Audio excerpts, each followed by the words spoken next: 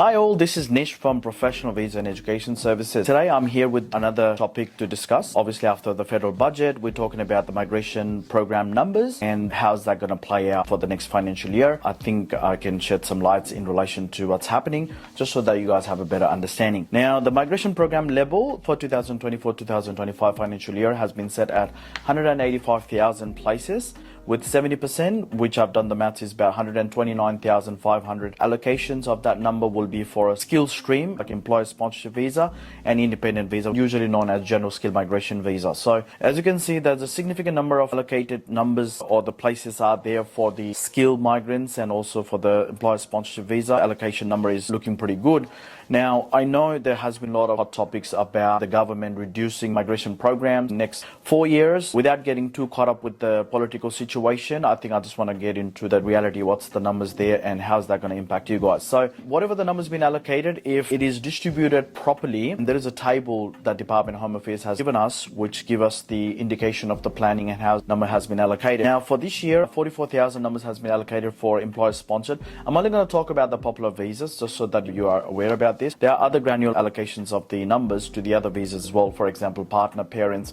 I'm not going to go through that because the majority of the cohort that we are servicing at the moment will be mainly fall under employer sponsorship or general skill migration visas. So 44,000 has been allocated for employer sponsorship visas, which is a huge number. I mean, that's an increase on the number compared to last year. That's a clear indication the government is more focused into employer sponsorship visa as opposed to any other visa subclasses. Now, skill independent visa, 16,900, which is a 50% reduction to last year. Well, this skill independent is 1 at 9. So usually when there is invitation given by the federal government, this particular 16,900 reflects that number. We are not overly concerned about the reduction of this number because even last year 30,375 a number, but I'm not sure if the government has actually even exhausted that number because there was only like 1 or 2 round of 1 at 9 invitation, and we are coming to the end of the financial year. Last 3 to 4 years, migrants has been depending on these particular numbers because the federal government hasn't done a lot of invitation round in relation to 1 at 9 visa subclass anyway. Now the interesting part will be the state sponsorship visas. Now the state sponsorship visa, the regional visa has increased. The allocation number for the regional visa 491, which is normally known as 491 up until now, slight increase from 32,300 to 33,000 this year. And then state and territory, there has been increment from 30,400 to 33,000 this year.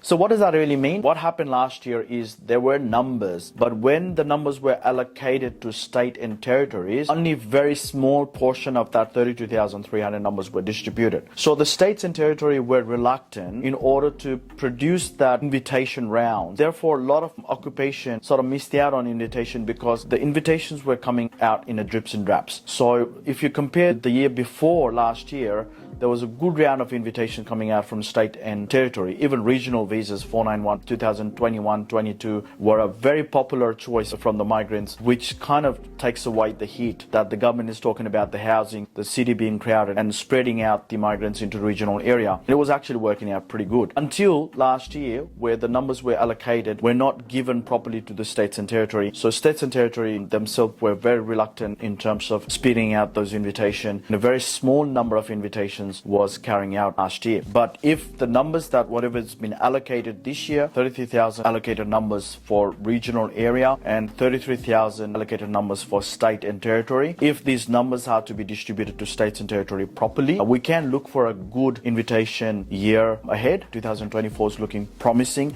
in terms of the numbers and if it's been allocated to the states and territory. Given scenario in terms of what's happening in the internet and the media about the government, I know a lot of people are getting politically caught up with what the government plans are, rather than focusing on the reality and what numbers we have and what is the strategy that we can build in order to obtain your permanent residency in Australia. Now, I know there has been a news about the international students and how the government will be putting some cap on universities and colleges in relation to how many international students they can recruit, depending on the housing arrangements for that particular universities and colleges. The people who are looking at coming to Australia from overseas, the international student may be challenging for 2023-24 4 years. But if you look at the general skill migration and employer sponsorship visa, permanent residency, for me, it appears to be much more flexible. It appears that there are lots of opportunity for people who are already in Australia and looking at migrating to Australia as a permanent residency. I think the numbers are looking pretty promising. All we have to do is build a strategy around what's the new policies that are happening so that we can achieve the goal of becoming a permanent resident